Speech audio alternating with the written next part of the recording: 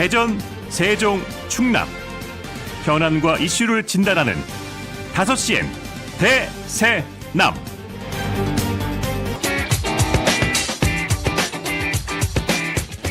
바른 시각으로 보는 바른 경제 시간입니다. 행복경제연구소 강신철 소장 나오셨어요. 소장님 안녕하십니까? 예, 안녕하세요. 네, 방송 함께 하는 거는 처음인 것 같은데요. 네. 잘 부탁드립니다. 반갑습니다. 네, 물가가 계속 오르면서 국민들의 지갑은 점점 얇아지고 있습니다. 고환율 여파로 올해도 장바구니 물가 부담이 커질 거라는 전망이 나오고 있는데요. 관련해서 이제 말씀을 나눠보려고 합니다. 소장님도 장 보러 종종 가시나요? 예, 어제도 갔다 왔습니다. 아, 갔다 오셨어요. 네. 그러면은 뭐 아시겠네요.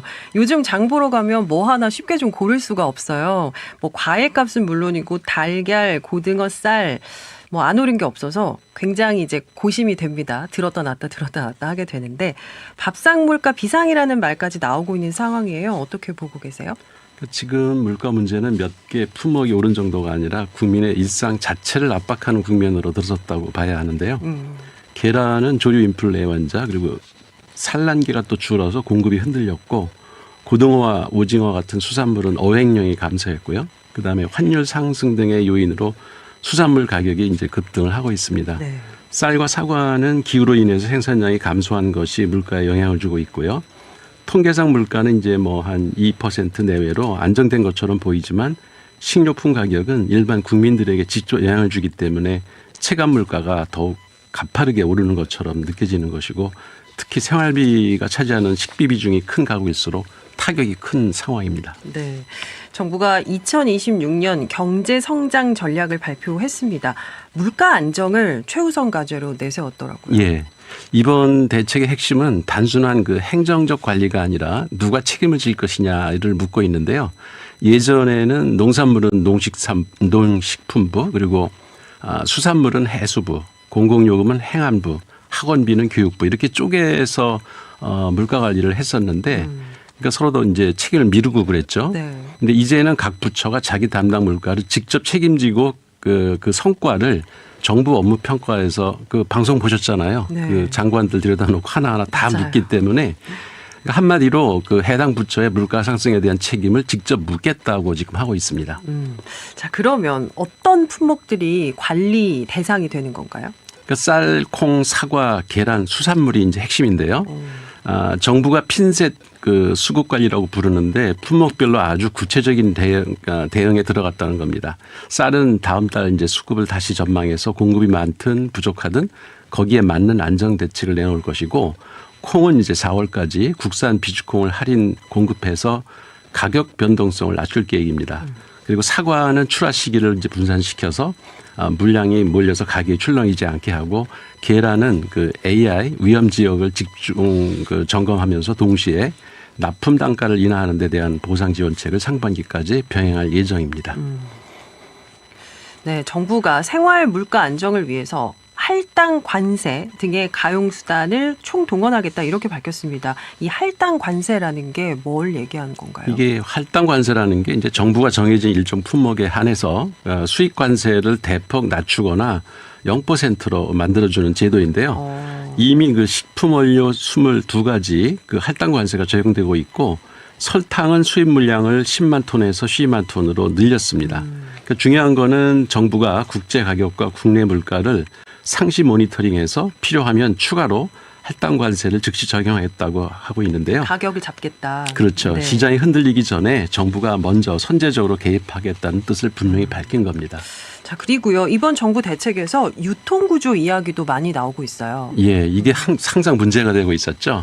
지금 이게 농수산물 가격이 비싼 이유 중 하나가 중간 유통 단계가 이게 너무 많은 까닭이거든요. 그래서 정부가 온라인 도매 시장 비중을 올해 10%에서 2030년에는 50%까지 끌어올리겠다 이렇게 발표를 했고요. 생산자와 유통업체가 직접 연결되면 가격이 내려갈 수밖에 없거든요. 그쵸. 여기에 이제 돼지고기, 설탕, 밀가루 같은 생필품 그 담합 조사를 상반기 안에 끝내고 담합이 확인되면은 상시 감시와 강력한 제재를 하겠다는 것도 경쟁을 통해 가격을 낮추겠다는 신호를 보여주고 있습니다. 그러니까 물가를 잡으려면 공급을 늘리는 것 외에 또 생산 쪽의 대책도 있나요? 그렇죠. 그러니까 농업 공동 경영체 요건을 대폭 완화해서 소규모 농가도 힘을 합쳐서 생산성을 높일 수 있게 하고 스마트 농수 산업을 확대해서 생산비를 낮추고 공급 안정성을 키우겠다는 전략도 내놓고 있습니다. 결국 물가를 잡으려면 생산비를 낮추고 유통비도 낮추도록 시장의 경쟁 구조까지 함께 손을 봐야 된다는 거죠. 네. 그리고 당장 체감할 수 있는 지원도 있다고 들었거든요. 어떤 예, 게 이번 있나요? 대책이 이제 주로 서민들을 겨냥한 건데요. 1,000원짜리 아침밥을 연 540만씩으로 늘리고 산업단지 근로자 90만씩을 추가 지원하고 중소기업 직장인 점심값의 20%를 월 최대 4만 원까지 5개월간 지원한다고 합니다. 취약계층에게는 정부 양곡을 60에서 90%까지 할인해서 월 10kg 기준으로 공급을 하고요. 교통은 모두 카드로 수도권 대중교통비를 일정 금액 이상 전액 환급해주고 K패스는 65세 이상 환급률을 30% 올릴 예정입니다.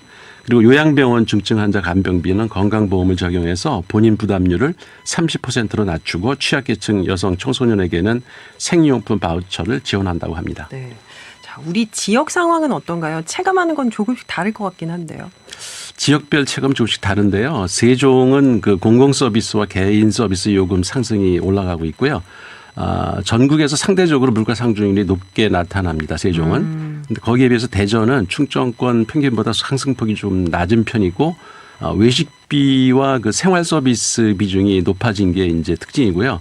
충남은 농축산 그 수산물 가격이 큰 지역 특성상 기후와 수급에 따른 변동성이 물가에 크게 반영이 돼서 이쪽 그 농수산물에 대한 가격 변동이 좀 심한 편이라서 지역별로 약간씩 차이를 보이고 있습니다.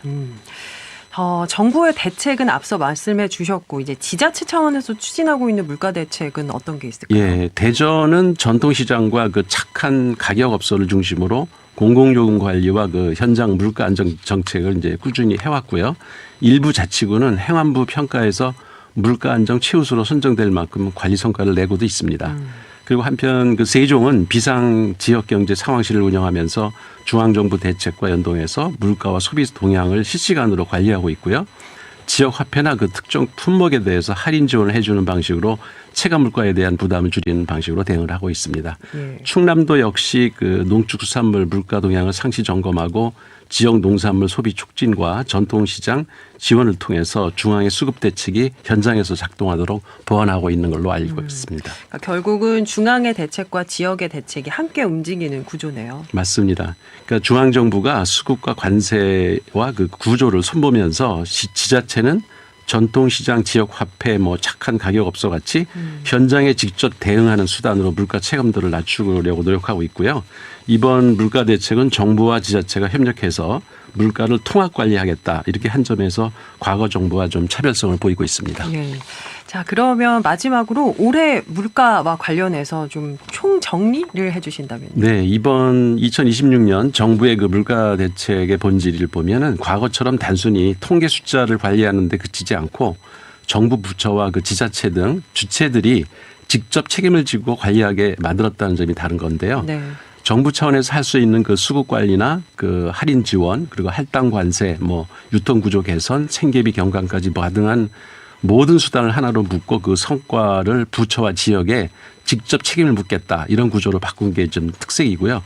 결국 국민이 느끼는 것은 통계가 아니라 밥상 물가와 지갑이기 때문에 정부도 거기에 맞춰서 정책의 무게중심을 국민의 실제 삶에 두고 있다는 점이 이번 물가 대책이 과거 정부와 다른 점이라고 할 수 있겠습니다. 네, 정부가 민생 최우선 과제로 생활물가 안정을 들었고 또 책임지고 관리하겠다고 하니까 우리가 네. 효과를 볼 수 있기를 기대해 봐야겠습니다. 자, 오늘은 올해 물가 이슈에 대해서 살펴봤고요. 행복경제연구소 강신철 소장과 함께했습니다. 소장님 고맙습니다. 예, 고맙습니다.